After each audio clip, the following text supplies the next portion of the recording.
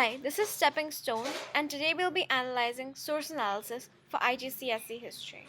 So, if you all have opened the document, you guys can see that we have got a UN propaganda cartoon.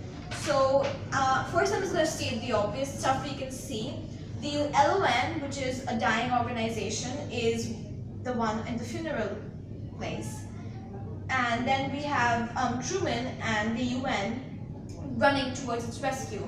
So I'm sure you guys have already studied the failures of the LON. So how it works in IGCSE is you gotta give it, it works like fact. So we gotta have the purpose, the author, which basically means origin, C, context, and T, tone.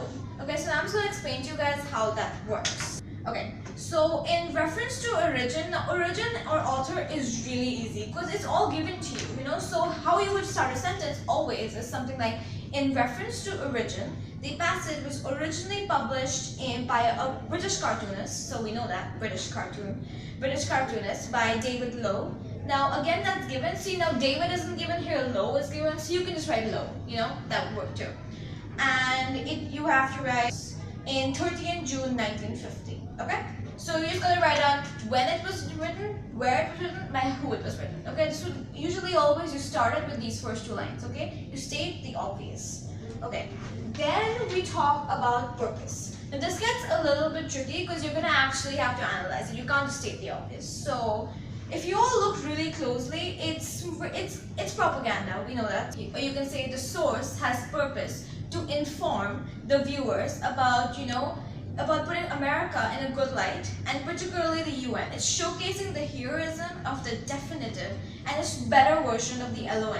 Like that's how the UN came to power, right? It was a better and improved version of the UN. LON, sorry. So, and the reason why they put Truman is, I think they're sort of saying that without Truman's help, the UN probably wouldn't be a success, which again is putting America in a much better light. So Britain is an ally of USA, so we understand why that's there. This is directly relevant to the Korean conflict that's happening right now. So the reason why this one is relevant right now, because it gives us purpose to know that this gives us hope for what's happening in Korea right now and how the Truman, as in USA, and UN are gonna solve what's happening there. It's supposed to be a happy source, which is giving hope to the Koreans. It can also be seen as a way of appeasing USA. And the reason why I'm using the word appeasement is because this is not an American source, it's a British source, And if you're putting the UN with the president, you're obviously trying to, appease them. Value is basically the same for you guys. It would come maybe under context. Now see, value isn't necessarily written in the back, but I think you guys know this. You have to state why the source is valuable. So that would just basically mean stuff like bias, stuff when it was written, if it's a primary or secondary source. So we would count this as a primary source only because it was written or made during the time of the conflict. Now see, primary source, the definition is a text or a cartoon which is made in the relevant time period, which it is. So yes, it is a primary source. And then bias. There's obviously a lot of bias. I don't know if you guys can see it. I can see it. So we're almost instantly putting US and the UN in a really, really good light. And we're showing them as the saviors of Korea from the Korean conflict. And it gives an insightful analysis, honestly, when it comes to value of how joint the parties are, like the UN and USA. Almost as if, without the UN, USA isn't there, and without the USA, UN isn't there. They look a bit like a married couple. And the limitation which comes under value is it fails to show some negative of the UN and American involvement. Like, for instance, being the absence of Soviet, give me a second. The Soviet absence from the UN, which means Russia isn't even part of the UN, big failure. And the danger of nuclear war, which between US and Russia, which the UN is doing nothing about. So, instance, it's only showing the positive, which is a big limitation. Okay, so now we've done purpose, we've done author, we've sort of done context. Now see, context for you guys is really dependent on background. So you guys need to know stuff like the LON was a failure, the UN was supposed to be a success version, the fact that this is going to do with the Korean War, Truman is the current president. So context they'll expect you to give you a background information almost directly after the, the value and stuff like that. You need to make sure that it's relevant.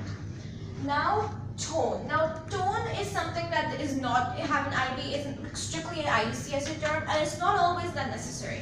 But you can, like I think I mentioned this 2 or 3 times, but it's really positive and a relatively hopeful kind of a source. And the effect that creates is that maybe people are looking for like a good times, like they're looking for a conclusion to the Korean War, which is going to be a positive one because the UN is now involved.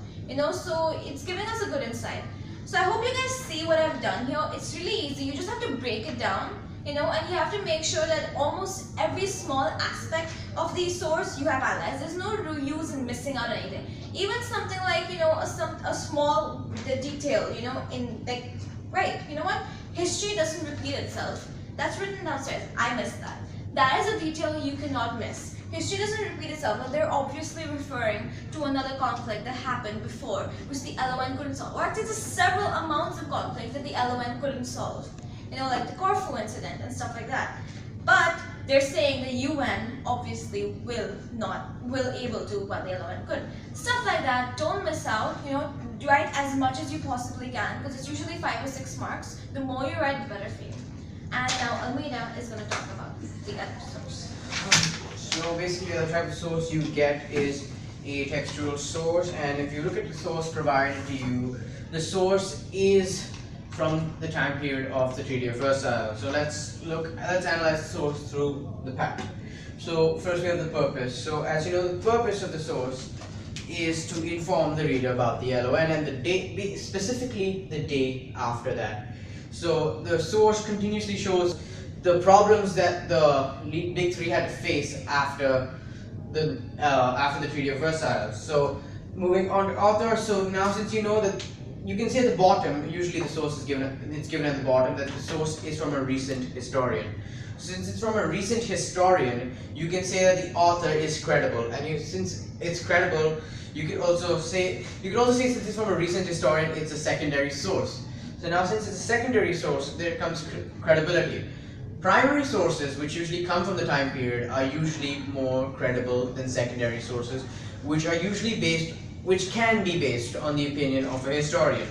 Hence, but since this is a secondary source and it seems pretty unbiased, if you look at it, it's given the views of all the Big Three. And moving on to context, as you can see, the context is from the Treaty of Versailles. It pretty much shows all the views that were given.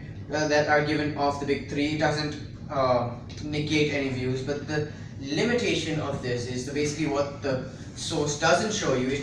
It doesn't show you where the Big Three succeeded. It only shows you where the Big Three failed. For example, Clemenceau failed because he was outwitted by the English, and Lloyd George failed because he wasn't able to get enough reparations from the Germans. So it tells you the failures of the Big Three, whereas not the successes, whereas there were successes, such as the Big Three brought peace to Europe for a relatively short time. Moving on to tone. The tone is negative. The overall tone of this is very negative. It's trying to show how the Big Three failed. So it's got a very negative tone, like how the Big Three all regretted their decision and they never came to a full consensus. So it's kind of stating that the TOV was a bad thing, and hence it has a negative tone, and the whole conference was a bad thing. So